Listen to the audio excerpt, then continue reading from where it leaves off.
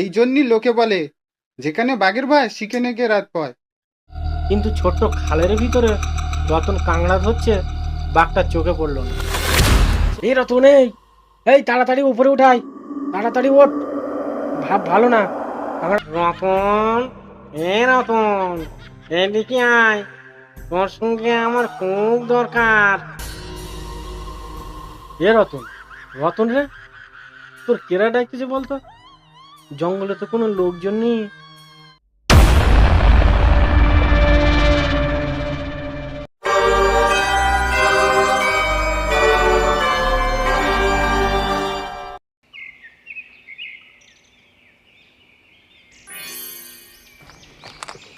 আরে রতন দা যে, আসো আসো, তোমার কথা এক্ষুনি বলতেলাম।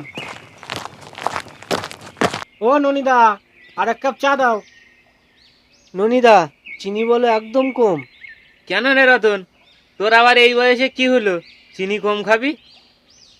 আর বলো না ননিদা, আজকাল মানুষের যা রোগ হচ্ছে, তাই আগের থেকে চিনি কম খাই, যাতে সুগার টুগার না হয়। ও ননিদা, তোমার সে রেডিওটা কই? একটু তো ছাড়ো দেখি, খবর টবর একটু শুনি।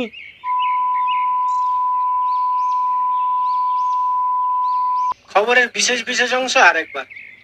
সুন্দরবনের জঙ্গলে কাংড়া ধরতে গিয়ে বাঘের হাতে প্রাণ গেল এক যুবকের।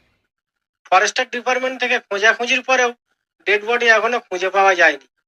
তাই সুন্দরবনের উপকূল অঞ্চলে যে সমস্ত মৎস্যজীবীরা কাংড়া ধরতে যায়, তাদেরকে রাল সতর্কবার্তা জারি করা হয়েছে। আজকের খবর এই পর্যন্তই। পরবর্তী খবর সন্ধ্যা 7টায়।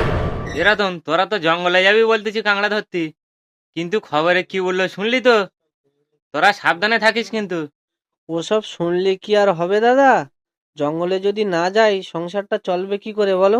যা হবে দেখা যাবে। বাবলা দা, রতন দা, চলো চলো, আর দেরি করে লাভ নেই, আর একটু পরে বেরিয়ে পড়তে হবে। ননিদা, আসি তাহলে, বাঁচে ফিরে আসলে আবার তোমার দোকানে চা খাবো। কি যে বলিস তোরা, বাঁচে বাড়ি ফিরে আসবি না থাকি? যা যা, মা বোন বিবির নাম করে ভালো ভালো বাড়ি ফিরে আয়। এরপর কানাই, রতন, বাবলা তিনজন চায়ের দোকান থেকে চলে আসলো।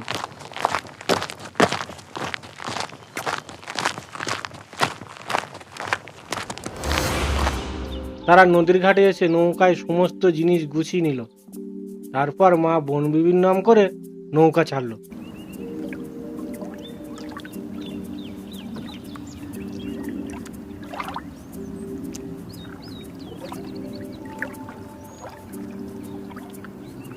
বুঝলি রতন, আমাকে পাশের গ্রামের নিতাই আছে না, ওরা কাঁকড়া ধরতে এলো। ওরা অনেক কাঁকড়া পেয়েছে, ভাবতেছি আমরা ওই খালটায় যাবো এবার। কিন্তু কানাইদা, আমি শুনেছি ওই জায়গাটা ভালো না। ওখানে গেলে নাকি সবসময় বাঘে আক্রমণ করে, ভয়তে কেউ জাতি চায় না। হ্যাঁ, ভয়তে তো কেউ জাতি চায় না, ওই জন্যই তো ওখানে এত কাঁকড়া হয়। রিস্ক নিয়ে জাতি হবে, গিলি শুধু টাকা আর টাকা। ওইখানে বড় বড় কাঁকড়া পাওয়া যায়। বলতেছি যে কানাইদা, অত লোভ করে লাভ নেই। লোভে পাপ আর পাপে মৃত্যু। আগে যেখান থেকে কাঁকড়া ধরতাম সেখান থেকেই ধরো না।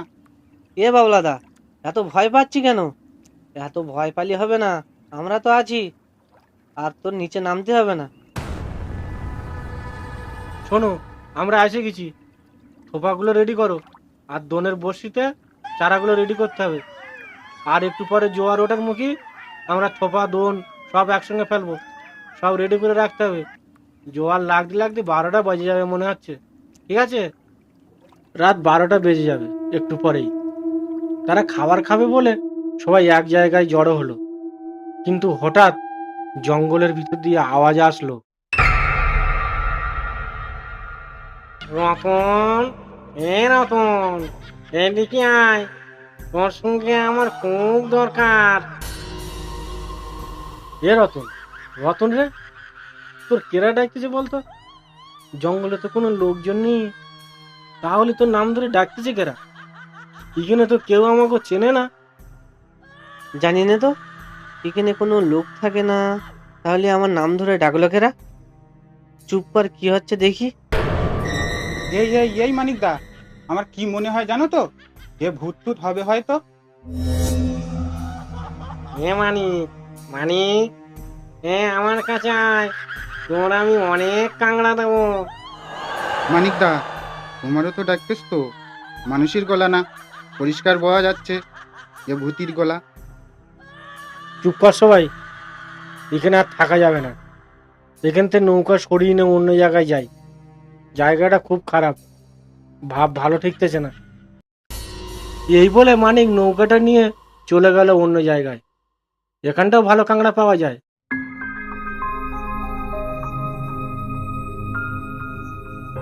কিন্তু এখন এখানে আরো এক বিপদ। এখানে ভূতের ভয় নেই, কিন্তু বাঘের উৎপাত।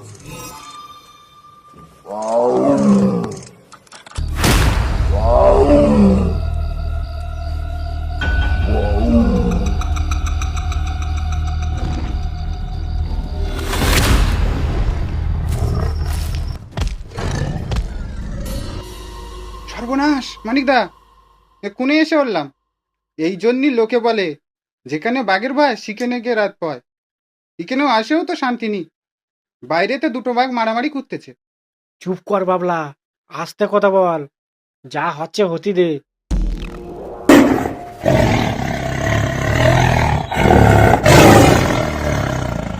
আর দুই বাঘের মধ্যে মারামারি হতে হতে একসময় দুই বাঘের চিৎকার আর শোনা গেল না। পরিবেশটা হঠাৎ যেন শান্ত হয়ে গেল। এখন কারো বোঝার উপায় নেই যে এখানে এতক্ষণ মহাপলয় হচ্ছিল। তারপর মানিক বলল, এ রতন, কি করবে এখন বল? টাইম তো হয়ে গেছে, থোপাগুলো ফেলতে হবে, আর দোনটাও তো রেডি করতে হবে নাকি? ঠিক বলেছ মানিকদা, ফেলে দাও। থপা তুলতে তুলতে আমাকে ভোর হয়ে যাবে কোনে। মানিকদা, আমি কিন্তু নিচে নামবো না, আমার খুব ভয়। আচ্ছা ঠিক আছে, তোর নামতে হবে না। তুই উপরে বসে বসে চারগুলো রেডি কর। এ রতন, আমি নৌকাটা আস্তে আস্তে সামনের দিকে নিয়ে যাচ্ছি, তুই থোপাগুলো ঠিকভাবে বসা। এই বলে মানিক নৌকাটা আস্তে আস্তে সামনের দিকে নিয়ে যাচ্ছে, আর রতন থোপাগুলো জায়গা মতো ভালো করে বসিয়ে দিচ্ছে।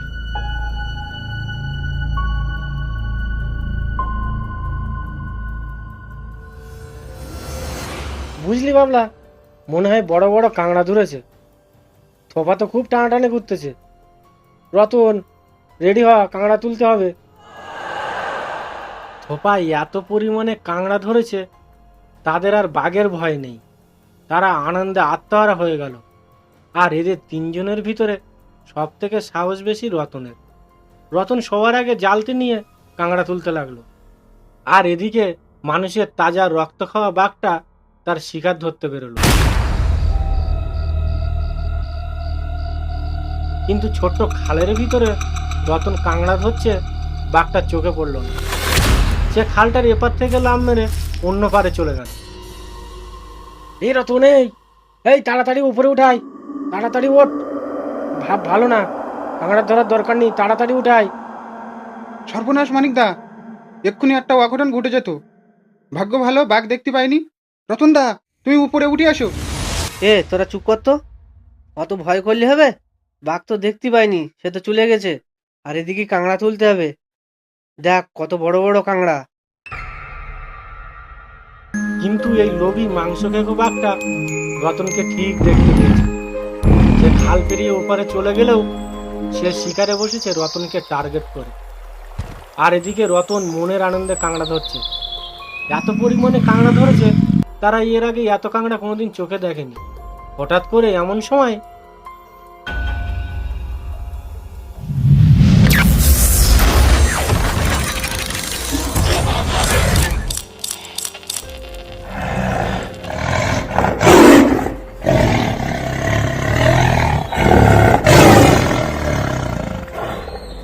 রতন, রতন!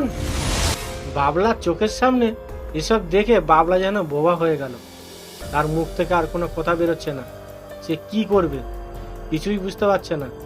সে জায়গায় দাঁড়িয়ে কাঠ হয়ে গেল। মানিক রতন রতন করে ডাকতে থাকলো, কিন্তু মানিকের আর কিছুই করার নেই। বাঘ রতনকে ধরে টেনে নিয়ে চলে গেল জঙ্গলের ভিতরে। তারা আর কি করবে, তাদের কিছু করার নেই। আজকের গল্পটা ঠিক 20 বছর আগে। আজ 20 বছর পরে এসে 2026 সালে জঙ্গলে কাঁকড়া ধরতে গিয়ে কত নিষ্পাপ জীবন কেড়ে নিল সুন্দরবনের এই ঘাতক বাঘ। বন্ধুরা, আজকের ভিডিও এই পর্যন্তই। ভিডিওটি কেমন লাগলো লাইক শেয়ার কমেন্ট করে অবশ্যই জানাবে। আর এরকম ইন্টারেস্টিং ভিডিও পেতে চ্যানেলটিকে অবশ্যই সাবস্ক্রাইব করে রাখবে। দেখা হবে পরবর্তী ভিডিওতে।